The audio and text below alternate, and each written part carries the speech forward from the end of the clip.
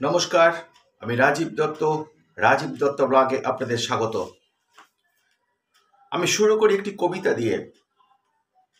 অন্যায় যতই দাপট দেখাক, সত্যের হবে জয়। যুদ্ধের জন্য দরকার কৌশল, তাহলে জয় নিশ্চয়। শত্রুকে জানতে দিও না তোমার গতিবিধি, যতই তারা দিক প্ররোচনা। সতর্ক থাকো, সাবধান থাকো, এটাই তো যুদ্ধের রীতি। হ্যাঁ, এই কবিতাটা বললাম যে কোনো যুদ্ধ হলে, সে যে যুদ্ধই হোক, তার আগে সব থেকে দরকার হচ্ছে কৌশল। এবং কৌশল যত ভালো, সে তত তার যুদ্ধ জয়ের সম্ভাবনা কিন্তু প্রবল। বলছি এই কারণেই যে ডায়মন্ড হারবার কেন্দ্র নিয়ে এখনো বিজেপি প্রার্থী ঘোষণা না করার ফলে তাদের কটাক্ষ শুনতে হচ্ছে। তৃণমূল কংগ্রেসের যারা যিনি সেনাপতি ওখানকার অভিষেক বন্দ্যোপাধ্যায়, তিনি কটাক্ষ করছেন। ওখানকার কটাক্ষ করে পোস্টার পড়ছে, দেখা যাচ্ছে পোস্টারে অনেক ক্যান্ডিডেট ওয়ান্টেড বলে আর কি লেখা হচ্ছে। তো আমার মনে হয় যে এটা খুব হাস্যকর একটা ঘটনা। কারণ এই ডায়মন্ড হারবারে জানেন যে আমাদের রাজ্যের, আমি এই বিষয়টায় আসবো, যে কি কৌশল বিজেপি ওখানে নিচ্ছে আর কেনই বা বিজেপি ওখানে এখনো তাদের প্রার্থী দেয়নি, নাম ঘোষণা করেনি। তাহলে কি এটা কি খুব সাধারণভাবে আপনারা সবাই ভাবছেন যে বিজেপি হয়তো ওখানে প্রার্থী পাচ্ছে না, তা কি? তা নয়।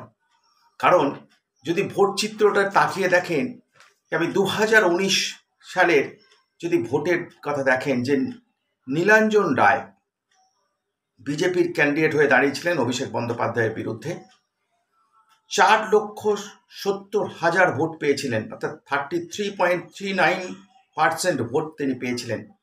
অভিষেক পেয়েছিলেন 5 লক্ষ সামথিং ভোট, 3 লক্ষ ভোটে জয় হয়েছিল। এবং সেই ভোট নিয়েও কিন্তু প্রশ্ন হয়েছে, সব জায়গায় গুন্ডামি হয়েছে, বুথ দখল হয়েছে, ভোট দিতে দেওয়া হয়নি, এই অভিযোগ সব থেকে বেশি হয়েছিল ডায়মন্ড হারবারে। এবং 2023-এর পঞ্চায়েত নির্বাচন তো আমরা দেখেছি কি হয়েছে সেখানে। তাই কেন এত ভোট, তা সত্ত্বেও বিজেপি 4 লক্ষর বেশি ভোট পেয়েছিল, তা সত্ত্বেও কেন বিজেপি এখানে এখনো প্রার্থী ঠিক করতে পারল না? এই বিষয়টাই নিয়েই আলোচনা, যে বিজেপি কেন পারল না। দেখুন, যদি বলি যে বিজেপি এখানে যে ভোট, বিজেপি অনেক চিন্তা ভাবনা করছে ডায়মন্ড হারবার কেন্দ্র, কিন্তু জানেন যে ডায়মন্ড হারবারের কেন্দ্রের ব্যালটের লড়াইটার থেকে মানুষকে ভোট ঠিক মানুষ দিতে পারবে কিনা, সেই লড়াইটাই সব থেকে বেশি। অর্থাৎ মানুষের ভোটদানের অধিকারটা মানুষ পাবে কিনা, অর্থাৎ ভোট দিতে দেওয়া হবে কিনা, সেই লড়াইটা আগে করতে হবে। এবং সেই লড়াইটা বিজেপি করছে। মানুষ যদি ব্যালট বক্স পর্যন্ত পৌঁছাতে পারে তাহলে সর্বনাশ হয়ে যাবে, কিন্তু বিজেপি কিন্তু একদম কেল্লা ফতে করে দেবে। অর্থাৎ সেই মানুষকে পৌঁছে দিতে হবে সেই ব্যালট বক্স পর্যন্ত। অর্থাৎ যুদ্ধের আগের খেলা, অর্থাৎ ভোট যুদ্ধের আগে ভোট, সেই খেলাটা কিন্তু বিজেপি খেলছে। সেই কৌশলটা বিজেপি নিচ্ছে, কিভাবে মানুষ পৌঁছাবেন এখানে। আমি যদি একটু ট্যালি করি পুরনো ইতিহাস ডায়মন্ড হারবারের, এবং অতীত থেকে আরেকটা জিনিস বলে নি, যে অতীত থেকে শিক্ষা নিয়ে, অতীতের এতগুলো ভোট গেছে, যদি আমি 2023-এর পঞ্চায়েত নির্বাচনের যদি প্রসঙ্গ তোলেন, সেটাও একটা ঘটনা। তারপরে আসুন 2014 সালের নির্বাচন, লোকসভা নির্বাচন, 2019 সালের লোকসভা নির্বাচন এবং 2021 সালের বিধানসভা নির্বাচন। আমি 2014 সালের নির্বাচনটার কথা ছেড়েই দিলাম, কারণ তখন তৃণমূলের অভিষেক বন্দ্যোপাধ্যায় যে প্রথম দাঁড়িয়েছিলেন দুবারের টার্মে, 2014, 2019, তখন অভিষেক ওখানে প্রথম দাঁড়িয়েছিলেন। তখন যে ভোটটা ছিল, 2019-এ দেখা গেল সে ভোটটা অনেক বেড়ে গিয়েছে। তার বেড়ে যাওয়ার কারণটা আপনারা জানেন, যে বিজেপি প্রথম দিন থেকে ওখানে বাধা পেয়েছে, বিরোধীরা বাধা পেয়েছে, সমস্ত বিরোধী দলগুলো বাধা পেয়েছে, সিপিএম পর্যন্ত পেয়েছে। আমি সেই বিষয়টাই কিন্তু আসবো, যার ফলে আমি ধরে নিই 2019 সাল বিজেপির প্রার্থী হয়েছিলেন কিন্তু ওখানে নীলাঞ্জন রায়, খুব অপরিচিত একটা নাম, অনেক দেরি করেই তাকে নাম ঘোষণা হয়েছিল। সেই নীলাঞ্জন রায়কে প্রচার করতে গিয়ে প্রতি পদে পদে কিন্তু তাকে বাধা দেওয়া হয়েছে। যারা তার প্রচারের দায়িত্বে ছিলেন, যে সমস্ত বিজেপি কর্মীরা, তাদের নামে প্রত্যেকটা থানায় কেস দেওয়া হয়েছে। নীলাঞ্জন রায়ের নামে চাইল্ড সেক্সুয়াল অ্যাবিউসের কেস দেওয়া হয়েছে। ভাবুন, একটা প্রার্থী প্রচারে যাচ্ছে, তাকে বিভিন্নভাবে প্রচার করতে দেওয়া হচ্ছে না, মারধর করা হচ্ছে, যারা ওখানে লিড করছে তাদের বাধা দেওয়া হচ্ছে। এটা তো গেল বিজেপি। যদি বলি সিপিএম এর কথা, সিপিএম এর দাঁড়িয়েছিলেন ডক্টর ফুয়াদ হালিম, অত্যন্ত জনপ্রিয় ব্যক্তি, অত্যন্ত সমাজসেবামূলক কাজ অত্যন্ত করেন। সেই ফুয়াদকেও কিন্তু প্রতিটা পদে পদে বাধা পেতে হয়েছে, তার উপর আক্রমণ করা হয়েছে। 2019-এর নির্বাচন প্রচার করাটাই কিন্তু সমস্যা দাঁড়িয়ে গেছিল। এবং এই অভিযোগ কিন্তু শাসক দলের বিরুদ্ধে সমস্ত বিরোধী রাজনৈতিক দলের।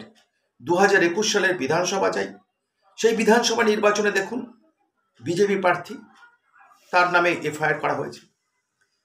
যারা ওখানে প্রচারের দায়িত্ব ছিলেন, তাদের প্রচার করতে দেওয়া, তাদের নামে বিভিন্নভাবে বিভিন্ন থানাতে তাদের নামে কেস দেওয়া হয়েছে, গ্রেপ্তার করা হয়েছে। এই তিনটে এই দুটো নির্বাচনের কথাই দেখলাম। এই নির্বাচন দুটোকে ট্যালি করেই ডায়মন্ড হারবারের তিনটে কেন, আরেকটা আছে 2023-এর পঞ্চায়েত নির্বাচন। 2023-এর পঞ্চায়েত নির্বাচন আমরা দেখেছি, কোথাও রাত হয়ে গেছে। যে বিজেপি প্রার্থীরা, যেটা বিজেপির অভিযোগ, যে 1500 বেশি প্রার্থী তারা পঞ্চায়েতের বিভিন্ন স্তরে জিতেছিল, তাদেরকে সার্টিফিকেট দেওয়া হয়নি। দীর্ঘক্ষণ তাদের অপেক্ষা করে তাদের রাত শেষ হয়ে গেছে, তারপরে তাদের সার্টিফিকেটও দেওয়া হয়নি, উল্টো ঘোষণা করা হয়েছে। যারা জয়ী নয় তাদের ঘোষণা, এই অভিযোগ বিজেপির তরফ থেকে করা হয়েছে। আমরাও দেখেছি যে কি অবস্থা ওখানে হয়েছে। অর্থাৎ এই সমস্ত নির্বাচনগুলো থেকে শিক্ষা নিয়েই কিন্তু বিজেপি এগিয়ে যেতে চাইছে। তাই সেই কারণে তারা দুমদাম করে কোনো প্রার্থী ঘোষণা করতে চাইছে না। এটাই কিন্তু আমাদের অ্যানালিসিসে এটা উঠে আসছে, এবং যে খবর আমরা পাচ্ছি, যার জন্য বিজেপি যে চাইছে, কারণ এইখানে যে নির্বাচনটা, ডায়মন্ড হারবার নির্বাচন সভা শেষে, অর্থাৎ সপ্তম ফেজে 7 দফায় এই রাজ্যে ভোট হচ্ছে, সভা শেষে নির্বাচন হবে কিন্তু এখানে ডায়মন্ড হারবার, কলকাতায় সব। তাই এখন অনেক সময় আছে। কিন্তু বিজেপি যেটা করছে, খুব সন্তর্পণে যে কাজটা করছে, যেটা ডাইভার্ট করে দেওয়ার চেষ্টা করছে, যে তারা কিন্তু ভিতরে যে প্রচার, ভিতরে যে সংগঠনকে ভিত্তিশক্ত করা, সেই কাজটা তারা কিন্তু পুরো দমে কিন্তু চালিয়ে যাচ্ছে। অর্থাৎ ক্যান্ডিডেট কে হবে তার থেকে বড় কথায় সংগঠন তৈরি করা, মজবুত করা, অর্থাৎ মানুষকে বুথ পর্যন্ত যাওয়ার জন্য যে একটা নিশ্চয়ই কেন্দ্রীয় বাহিনী থাকবে, কিন্তু ধরুন যে প্রত্যন্ত যে গ্রামগুলো থেকে অনেক হুমকি টুমকি দেওয়া হয় ভোটের আগে, এগুলো কিন্তু একদম ডায়মন্ড হারবারের বিশেষত্ব একদম। অর্থাৎ সেই জায়গাটা দাঁড়িয়ে মানুষকে যাতে ভোট পর্যন্ত, কেন্দ্র পর্যন্ত পৌঁছে দেওয়া যায়, সেই কাজটা কিন্তু বিজেপি জোর কদমে করছে।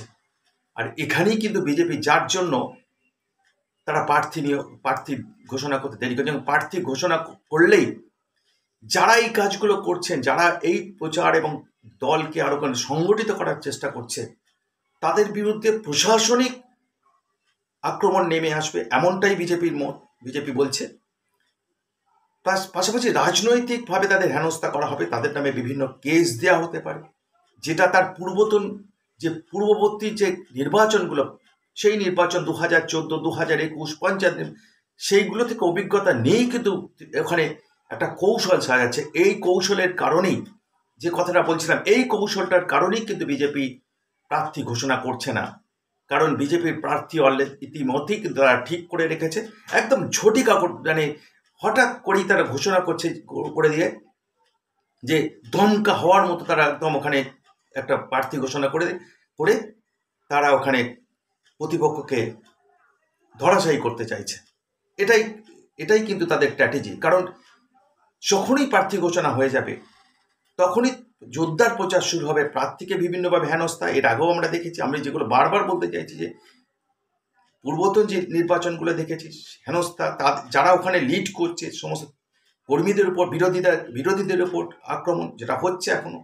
ইতিমধ্যে সিপিআই তারা প্রার্থী ঘোষণা করে, তাদের উপর আক্রমণের বিভিন্ন খবর আমরা পাচ্ছি। আইএসএফ তাদের প্রার্থী ঘোষণা করেছে, তাদের উপর আক্রমণ। কিন্তু তৃণমূল কংগ্রেস জানে যে ওখানে লড়াইটা কিন্তু সিপিএম এর সঙ্গে এখন নয়, ওখানে লড়াইটা আইএসএফ এর সঙ্গে নয়। হ্যাঁ, নৌশাদ সিদ্দিকী যদি লড়তেন তাহলে একটা ভয় ছিল, কিন্তু ওখানে এমন একটা আইএসএফ প্রার্থীকে দাঁড় করিয়েছে কি মজনু লস্কর, ও কেউ চেনেও না। ওখানে লড়াইটা কিন্তু তৃণমূল কংগ্রেস অর্থাৎ শাসক দল এবং বিজেপির মধ্যে। তাই বিজেপি কৌশলগতভাবেই এই প্রার্থী তারা প্রচার করছে না, কারণ পাবলিশ করছে না, ঘোষণা করছে না, সব কিছু রেডি হয়ে আছে। এটাই বিজেপির ট্যাকটিস। অর্থাৎ যুদ্ধের আগে যদি আপনি কৌশল ঠিক করতে পারেন, যদি আপনার প্ল্যানিং ঠিক থাকে, এবং যদি আপনি গোপনে অর্থাৎ যুদ্ধক্ষেত্রে ইন্টেলিজেন্সিগুলো আপনি গোয়েন্দাগুলো রিপোর্ট যেটা বলে আর কি, কর্মীদের মধ্যে সক্রিয়তা করা, সবচেয়ে সমন্বয় করতে পারেন, তাহলে আপনার জয় নিশ্চিত।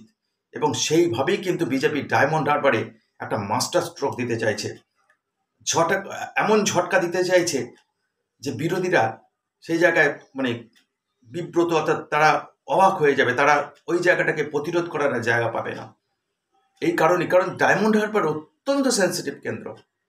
আমরা দেখেছি প্রতিটা নির্বাচনে ডায়মন্ড হারবারকে মানে গোলমাল হয়, যতই কেন্দ্রীয় বাহিনী থাকুক, সমস্ত বিরোধী প্রার্থীর উপর অত্যাচার হয়।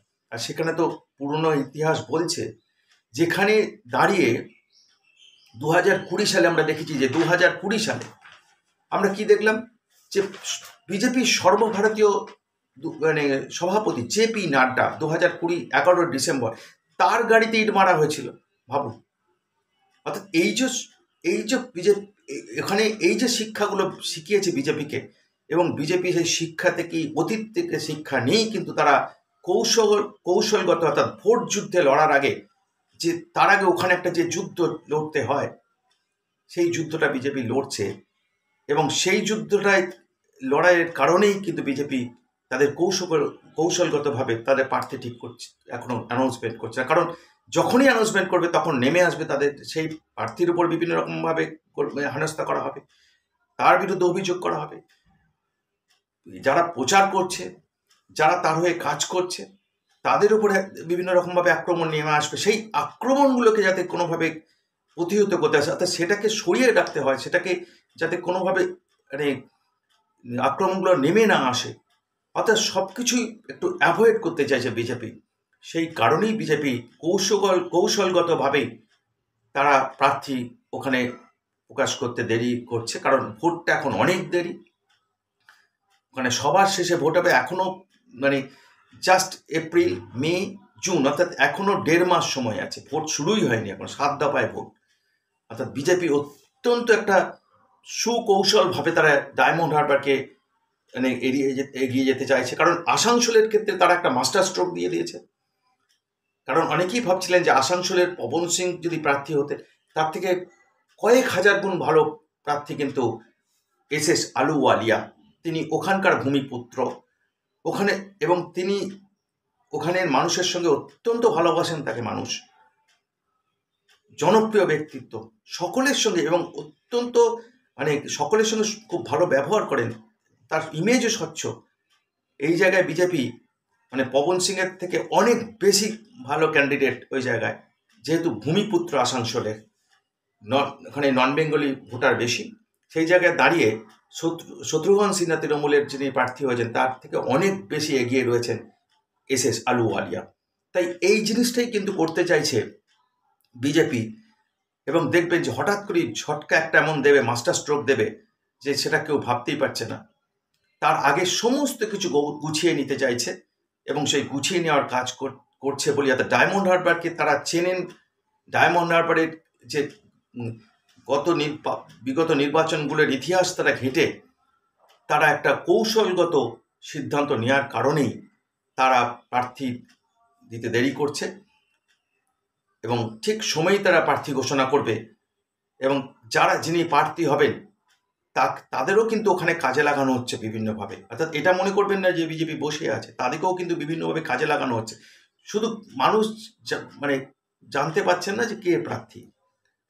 অর্থাৎ একদম একটা শক্তি, অর্থাৎ যে যুদ্ধটা তারা ওখানে লড়ছেন সেই যুদ্ধটা লড়াই শেষ করার পর তারা হঠাৎ করে তারা প্রার্থী ঘোষণা করবে, এবং সেটাই মানে আমরা জানতে পাচ্ছি বিভিন্ন সূত্রে।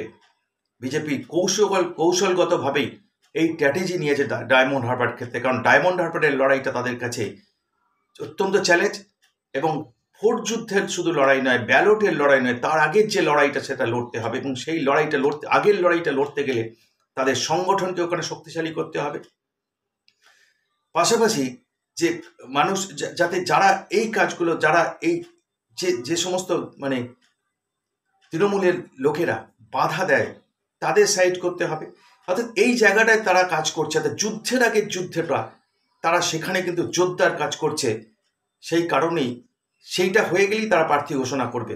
অর্থাৎ তারা কিন্তু জানেই, অনেকেই ভাবছেন যে এটা বিজেপি বোধহয় লুজ করছে, বিজেপি বোধহয় এটাকে খুব নরমভাবে নিচ্ছে, অর্থাৎ এই হালকাভাবে চালিয়ে নিচ্ছে ডায়মন্ড হারবার। না, বিজেপি অত্যন্ত সুকৌশলে এবং অতি সিরিয়াসলি ডায়মন্ড হারবার কেন্দ্রকে দেখছে, যার ফলে তাদের পরিকল্পনা একদম সুন্দর করে সাজানো হয়েছে, এমনটাই আমরা জানতে পারছি।